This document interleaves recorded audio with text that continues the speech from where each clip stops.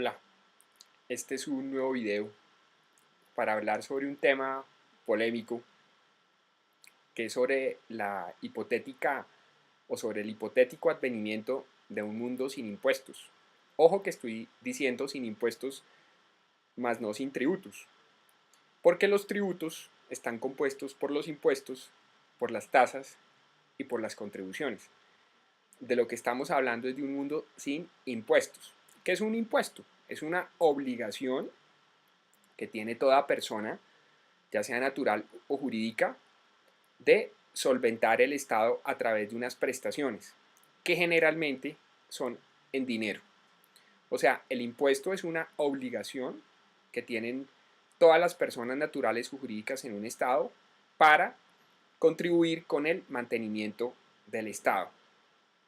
¿Y por qué estoy hablando de un mundo sin impuestos? Sería, pues a mí cualquier persona me podría decir que esto es utópico, que es absurdo, porque un Estado, ¿cómo se puede mantener, digamos, cómo se pueden sufragar las actividades del Estado si no existen esas prestaciones obligatorias a las cuales denominamos con impuestos? Sería absurdo, pero yo creo que sí, yo creo que podemos hacia, ir transitando hacia un mundo en el cual los estados no cobren, no cobren impuestos. ¿Por qué motivo? El neoliberalismo ha pensado que el Estado se puede disminuir y que muchas actividades que desarrolla el Estado pueden pasar a los particulares, pero igual se mantiene la misma tasa de tributación. O sea, ¿qué sentido tiene que el Estado se disminuya? ¿Qué sentido tiene que muchas actividades que desarrolla el Estado pasen a los particulares si existe o si sigue existiendo la misma tasa de tributación y muchos impuestos que son esencialmente regresivos como el IVA? El IVA es un impuesto totalmente regresivo, cada vez aumenta más en su tarifa. El IVA, por ejemplo, en la última reforma tributaria, el IVA pasó del 16% al 19%. Ahora se habla de extender el IVA a otras actividades que no estaban grabadas. Y el IVA, el impuesto sobre el valor agregado en las ventas, es un impuesto totalmente regresivo porque no tiene en cuenta la utilidad marginal del dinero. Alguien me podría decir, bueno, pero si no, si no existen los impuestos, ¿cómo se puede sufragar la actividad del Estado?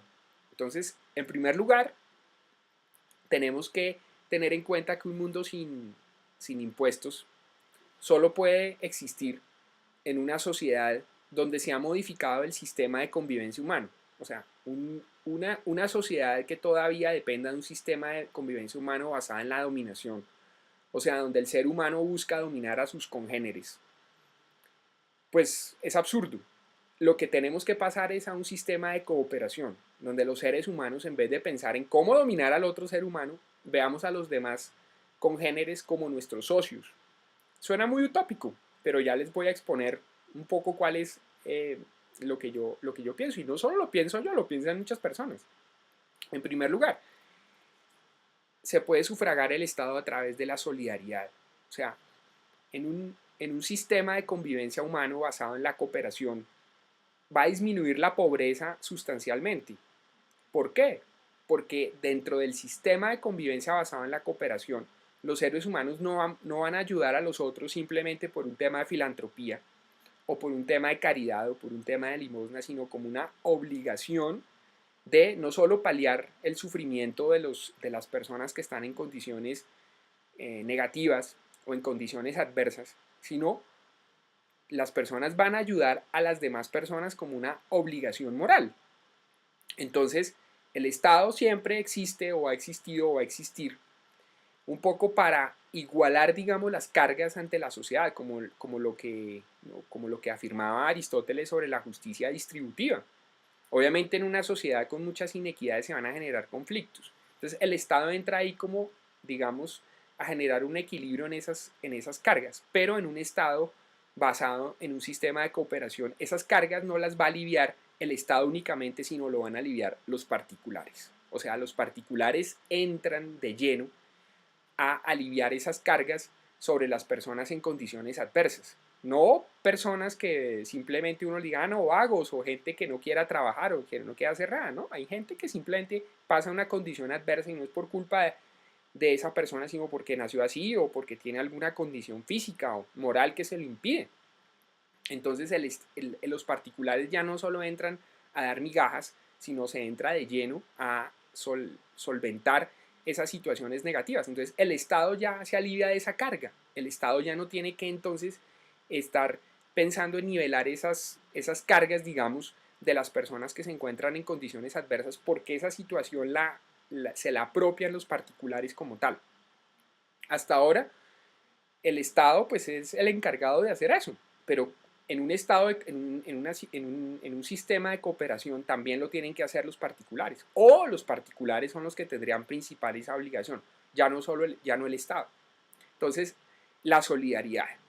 Con la solidaridad, entonces, obviamente muchos programas sociales que lleva a cabo el Estado, muchos programas sociales que valen muchísimos millones de dólares, o en Colombia pesos, o en la moneda de cada país, pues esos programas sociales ya no estarían en cabeza del Estado, sino estarían en cabeza de los particulares, no solo como una forma de dar de lo que me sobra, sino como una obligación moral. O sea, en un sistema de cooperación, la obligación moral de aliviar la carga de los demás y de las personas que están sufriendo es inestimable, es un imperativo moral.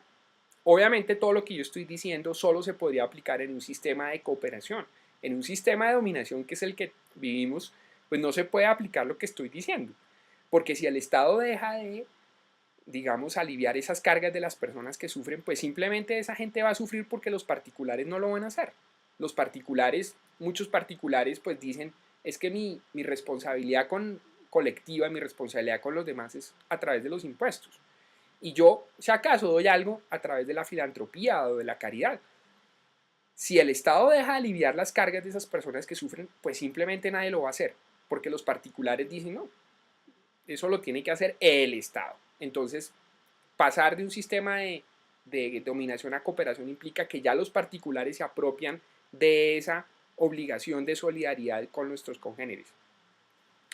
El mantenimiento voluntario del Estado por parte de los particulares. Alguien se podría reír y alguien me podría decir, ah, hombre, si siendo obligatorio los impuestos, mucha gente no los paga, ¿cómo será si los impuestos son voluntarios? Ahí si no los paga es nadie.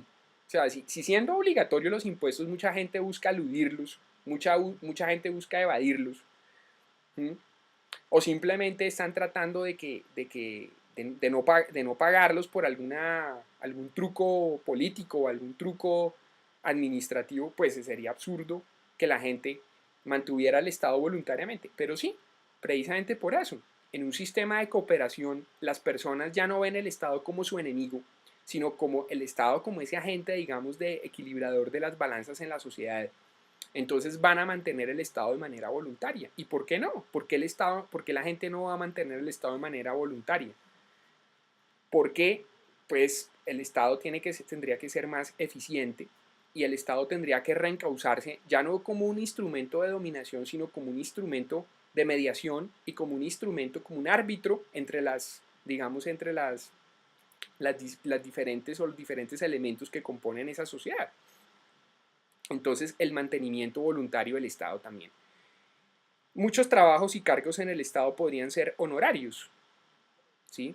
Alguien dice, pero ¿cómo? ¿Usted qué está diciendo? O sea, que hay mucha gente que trabaja en el Estado y que sus salarios son mínimos o que su salario es muy, muy pequeño y usted está diciendo que entonces ahora trabajen gratis. Sí, hay muchos trabajos que se podrían desarrollar en el Estado y que sean gratuitos.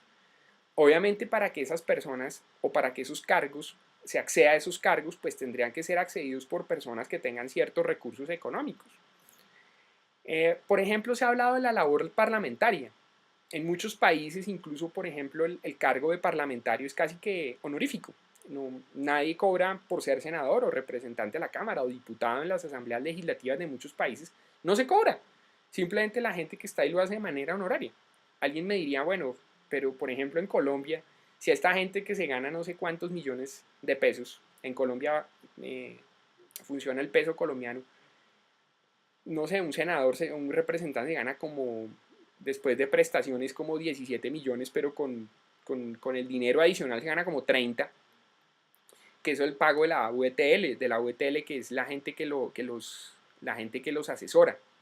Entonces, si alguien me dice, si en Colombia pagándoles ese sueldo tan alto, igual trabajan muy poquito, entonces si no se les paga nada, no van a trabajar nada. Entonces también habría que ver qué personas son las que van a acceder a estos cargos en las asambleas de los diputados, en los congresos, en los parlamentos. Y no solo de las personas que estén en los congresos, también las personas que estén en los consejos municipales, en las asambleas departamentales. Alguien me dice, uy, no, pero usted ahí sí ya se echó enemigo a los parlamentarios, a los diputados, a los concejales. No, incluso yo creo que es al revés. Yo creo que esos cargos deben ser accedidos por un tipo de persona diferente.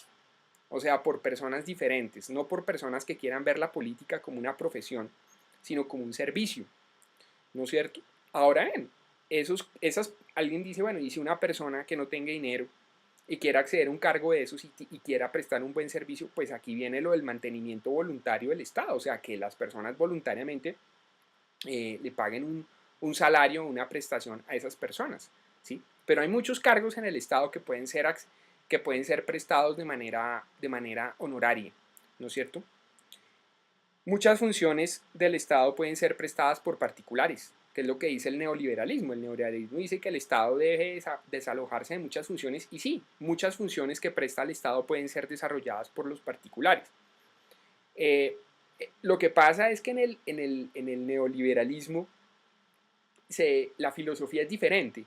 O sea, la filosofía es reducir el Estado, pero continuar con la misma carga tributaria y manteniendo el sistema de dominación. No, porque lo que yo estoy diciendo es que en un sistema de cooperación, al implantar el sistema de cooperación, pues muchas funciones que presten los particulares, y no solo estoy hablando de los particulares, me refiero a empresas o personas jurídicas con ánimo de lucro, sino por eh, personas o fundaciones que no tengan ese mismo ánimo de lucro, sino que lo presten fundaciones o personas que no se quieren lucrar de una función.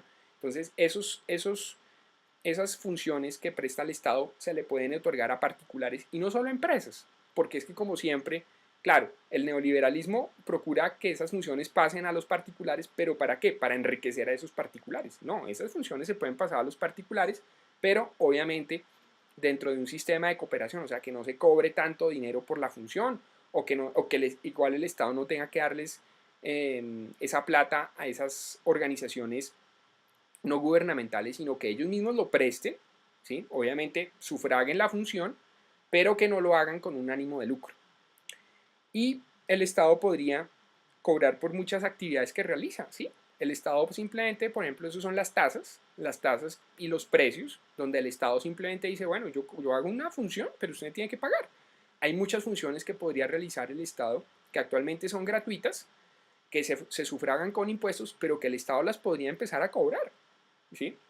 Por ejemplo, en la rama judicial, la filosofía de la función judicial es que sea gratuita, para que todo el mundo pueda acceder a la administración de justicia. Bueno, y si se empiezan a cobrar determinados procesos, o sea, si se empiezan a cobrar unas tasas por determinados procesos, o eh, determinados trámites judiciales, o determinados trámites al Estado que actualmente son gratuitos, y el Estado empieza a cobrarlos, ¿no es cierto? Pues esa también es una forma de también sufragar esas funciones que hace el Estado. O sea que el Estado, pues la filosofía del Estado es obviamente sobre ciertas funciones para que la gente pueda acceder a la gratuidad. ¿Sí? Por ejemplo, la justicia. Pero bueno, porque sobre ciertos trámites judiciales no se empieza a cobrar, por ejemplo? O sobre ciertos trámites gubernativos, ¿por qué no se empieza a cobrar? ¿Mm? No un impuesto, pero sí una tasa, o sea, como si fuera un servicio, como si voy a comprar un pan y pues tengo que pagar el pan, ¿no es cierto? Lógicamente, y quiero hacer una aclaración sobre esto, cuando yo hablo de todo esto, muchas veces me estoy dando con un paradigma económico. Muchos de mis profesores de economía de la Universidad de Hacienda Pública dirán, Francisco, usted está loco y usted sabe que la única forma de solventar un Estado es a punta de impuestos. Si se acaban los estados, perdón, si se acaba los impuestos, simplemente se acaban los estados. Sí, pero esto basado en un sistema de dominación. en un sistema de cooperación, o sea, en la economía azul, que es la economía de la cooperación, y en un sistema humano basado en la cooperación, esto es posible. Es posible acabar los impuestos, es posible bajar la tasa de los impuestos, reducirlos a su más mínima expresión, incluso desaparecerlos. Y que el Estado se mantenga a través de la solidaridad, el Estado se mantenga a través de la cooperación, el Estado se mantenga a través de actividades que realiza como si fuera una empresa común y corriente que presta un servicio, el Estado desalojarse de muchas funciones que realiza y que los particulares empiecen a apropiarse de muchas obligaciones que tiene el Estado, sobre todo con las personas que viven situaciones más adversas y que hoy en día lo realiza el Estado. Por ejemplo, el tema de la educación pública. La educación pública tiene que seguir existiendo, ¿sí? O sea, tiene que haber una educación privada y tiene que haber una educación pública. Me dicen, bueno, entonces lo que usted está proponiendo es que la educación pase a ser totalmente, por ejemplo, privada, ¿no es cierto? Bueno, en un sistema de cooperación, por ejemplo, van a existir universidades o colegios o escuelas o lo que sea, pues que simplemente no cobren y que sean prestadas por los particulares. Alguien dice, pues eso es lo más chistoso del cuento, o sea, que haya una universidad privada o que haya un colegio, una escuela en que no cobren. Eso sí da risa, ¿sí? Porque pueden ser empresas sociales, o sea, empresas que cobren lo justo, que no sean para lucrarse, universidades que cobren que cobren unos precios adecuados o que incluso no cobren, ¿sí? Y que esos colegios, esas universidades se sostengan por, alguien me dice, no, por la caridad, entonces para hacer desfiles de modas, hacer test, vender boletas, no, que los particulares se apropien de los colegios, se apropien de las escuelas y que realmente los mantengan como una obligación moral, no solo para dar algo que sobre. La educación pública tiene que mantenerse, que la educación esté en manos del Estado, lógico, porque eso garantiza, como lo han dicho, eh, riqueza ideológica, multiculturalidad. Bueno, es importante la educación pública, porque fuera de eso la educación privada no alcanza a solventar toda la demanda educativa. Entonces, la educación pública es importante. Se ha propuesto algo, por ejemplo, en Colombia. Entonces, que, por ejemplo, los egresados de las universidades públicas donen plata a la universidad pública una vez se gradúen. No, todo el mundo saltó. Y tú dijo, ¿cómo así? Pero entonces para eso están los impuestos. Pero eso no es tan loco. Lo que pasa es que esto no se puede proponer, vuelvo, insisto, en el sistema de convivencia en el que estamos. En el sistema de convivencia humano en el que estamos, que es un sistema de dominación, y eso lo saben los politólogos y los abogados y las personas que han estudiado ciencias sociales, saben que el sistema de convivencia que ha existido en la raza humana, en la historia humana, ha sido la historia de cómo yo logro que los demás hagan lo que yo quiera. Y eso ha sido a través de la superstición, a través de la dominación física, a través del dinero, a través de la política, a través de la guerra, etc. Si logramos modificar el sistema de convivencia, entonces vamos a pasar a un sistema basado en la cooperación. Entonces ahí es donde todo lo que yo estoy diciendo tiene sentido. Pero si no se cambia el modelo, si no se cambia el sistema de convivencia, todo lo que yo estoy diciendo es absurdo y simplemente entramos en lo que ya se ha aplicado no solo en América Latina, sino en el mundo, que son las políticas neoliberales. Y que esas políticas neoliberales, en vez de generar más riqueza, han generado más pobreza. Yo tengo un video donde hablo sobre eso, sobre el neoliberalismo. Pero es que el neoliberalismo lo que ha hecho no es solo pasar a un sistema de cooperación, sino que ha agravado el sistema de dominación. Entonces, precisamente lo que yo digo, todo esto de acabar con los impuestos, de bajar los impuestos, solo es posible en un sistema de cooperación. Alguien me dice, bueno, pero es que lo que usted está proponiendo es una utopía. Lógico, es una utopía, pero hay que empezar a movernos hacia allá. Alguien me va a decir, bueno, pero los que tienen el poder no les gusta eso, porque existen dos tipos de personas, los que tienen poder y los que no tienen. Y los que tienen el poder, su ética, recordemos a Nicolás Maquiavelo, es de cómo mantener el poder y cómo acrecentarlo. Pero bueno, supongamos que eso es así. Incluso para las personas que tienen poder o que quieren acrecentar su poder, pues a ellos les conviene que se aplique un sistema de cooperación también. ¿Por qué? Porque ellos van a vivir mejor en un sistema de cooperación. Todos vamos a vivir mejor en un sistema de cooperación. Lo que decía John Kennedy. John Kennedy era miembro de una familia muy rica y muy poderosa de Estados Unidos. Y él decía, yo no puedo ser rico en una sociedad de pobres. ¿Sí? Yo no puedo ser rico, yo no puedo vivir bien si vivo en una sociedad rodeada de pobres. Yo también voy a vivir mal, a la larga. Entonces, incluso aquellos que les guste vivir bien, digamos, pues tienen que adaptarse al sistema de cooperación porque significa vivir todos bien. No que yo viva bien y los demás que se frieguen, no, sino en un sistema precisamente de cooperación. Lo que se busca es que todos vivamos bien, no unos pocos o que yo viva bien a costas de los demás. Es utópico todo esto, claro, él me dice, pues es una utopía, eso se ha propuesto desde hace muchos años, desde hace muchos siglos, bueno, pero muchas utopías han empezado a funcionar. Hace 200 años era utópico que hubiera una igualdad, por ejemplo, racial, o que hubiera una igualdad entre hombres y mujeres. Hoy en día es una realidad.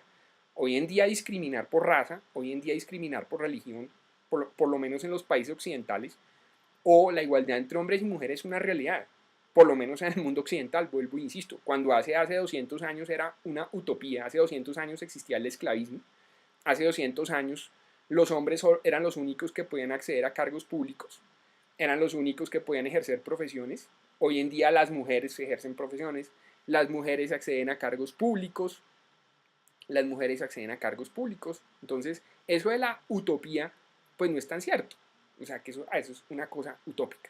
Claro, yo estoy hablando de una utopía, pero tenemos que caminar hacia allá. Bueno, este video ya se ha alargado, ya va hasta este momento ya en 21 minutos.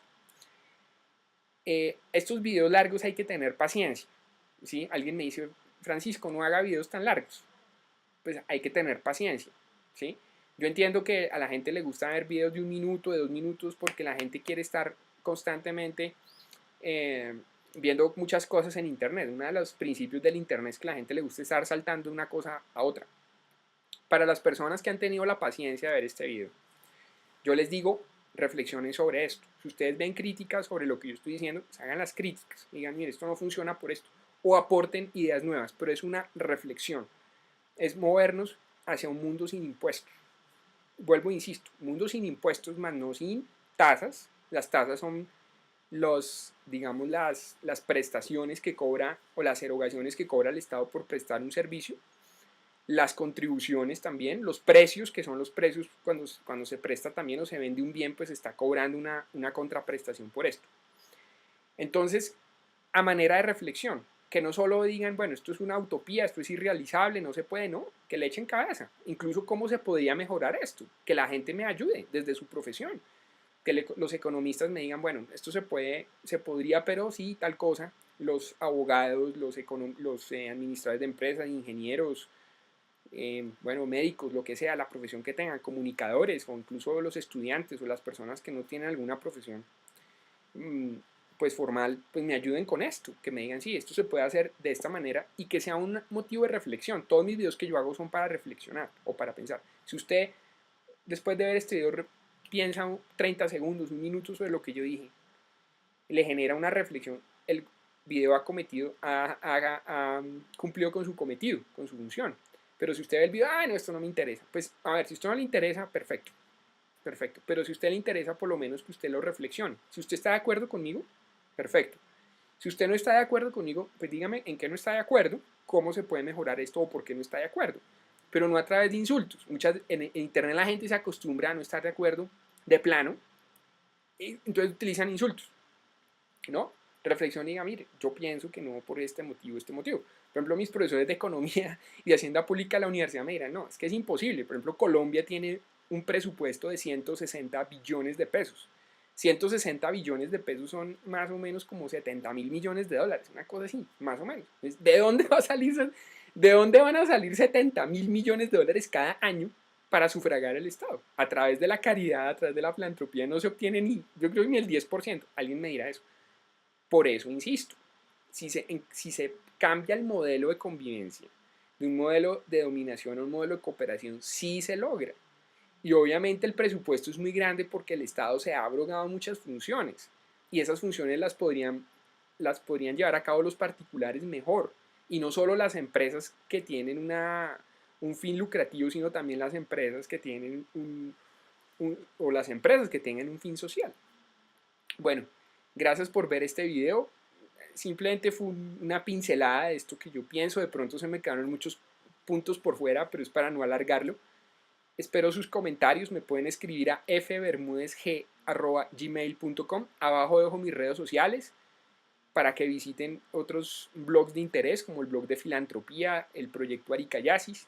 Y pues muchas gracias por ver estos videos. Un saludo y un abrazo muy grande a todos y gracias para los que se quedaron hasta el final viendo este video. Un abrazo, que estén muy bien.